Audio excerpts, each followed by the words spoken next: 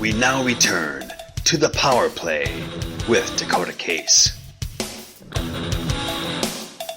Nate Prosser, how you doing? Good, how are you? Doing well. This is I must say, this is an honor to have you on the show. Yeah, no, thanks for having me. Anytime I can talk to Sioux Falls people, I love it. Anytime. Awesome. So did you have a great Thanksgiving? Yeah, it was awesome. Just was able to get together with my family and at my house here in Minnesota, and I haven't been able to do that. You know, every Thanksgiving you're always playing hockey or in tournaments, or last year I was in Houston, and you just never been around for this holiday. So it's nice to be around family and have a really good meal that we did have. Oh, absolutely. So I gotta ask, what are you doing here during the lockout to stay in form?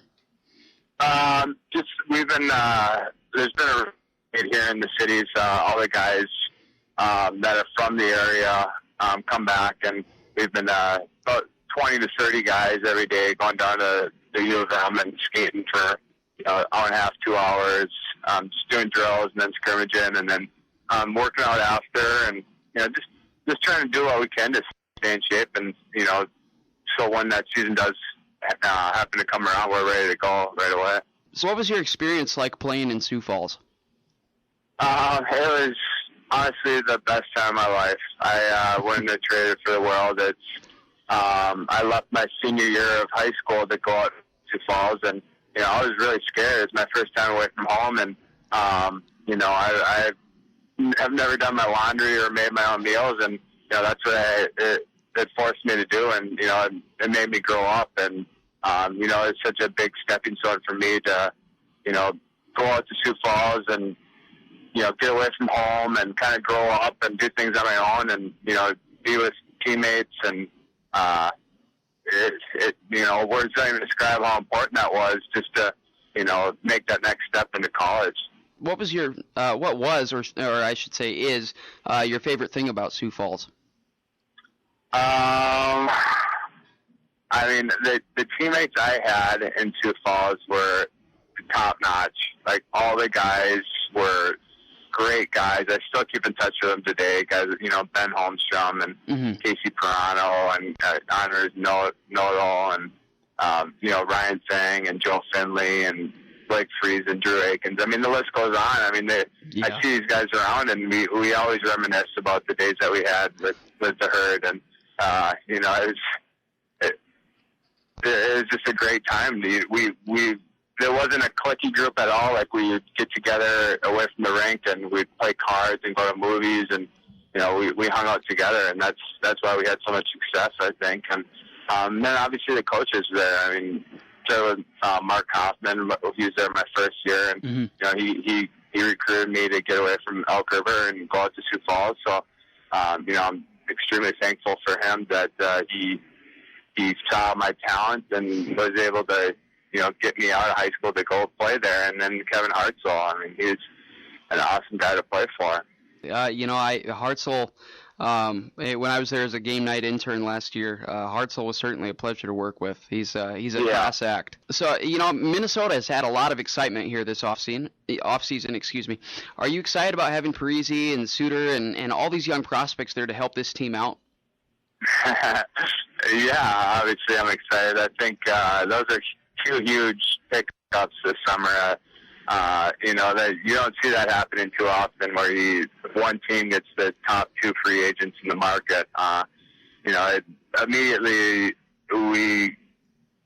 expectations went up for the Wild. So everyone needs to raise the bar, and I think we're excited. Even we were ready to go right away, and now that the lockout's going on, we're still ready. I mean, there's still a lot of buzz around the state that we're going to have a good team, and the two guys that we did pick up are heck of really good players. Yeah. The Stampede are 13-5-1 and 1 point behind Waterloo for first in the Western Conference. Have you been able to keep up with them at all? I do. I occasionally go to USHL.com and see what's going on with the Herd. I like to follow. Is Jimmy Olander still the? Yes. he's the man. I love that guy, and he's got a great radio voice, and I love listening to him. And I still always root for the Stampede for sure. So the Star Tribune's Michael Russo broke the news of Josh Harding's battle with MS last night. How long have you known about this, and how has it really affected you? I honestly just heard about it when Russo posted it. Harding wanted to keep it, kind of under wraps until the right moment, and then he went to the media about it, and I'm totally fine with that. I think he did it the right way, where he did it under his own terms, and wanted to tell guys, in certain ways, and this is terrible news, and the guys in good spirits and staying positive, and I give him so much credit for that. I told him today that I really think he's an awesome guy for staying positive and wanting to battle in this, and he's a fighter, and he's a heck of a teammate. As far as this lockout, I think Wild fans just want it to be over so we can win one for Harding. Yeah, definitely. I think they're bringing mediators into the meetings between Fair and Bettman, and hopefully that can help spark some conversations and get things rolling. So we like to stay optimistic around the locker room, and hopefully we can get something going here and playing sometime in December.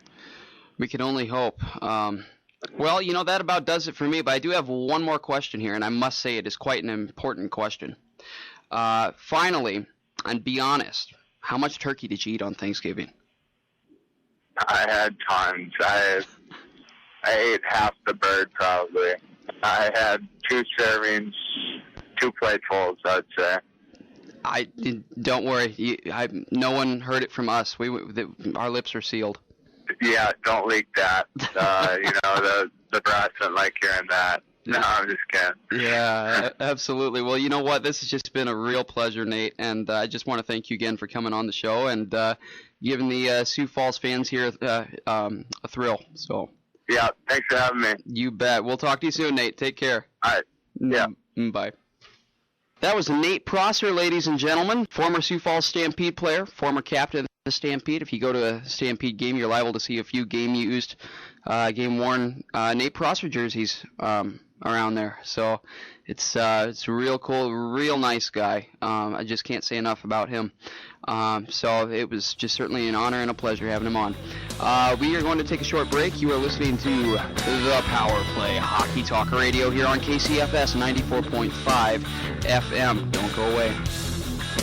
We'll be back with more of the greatest show on ice after this break.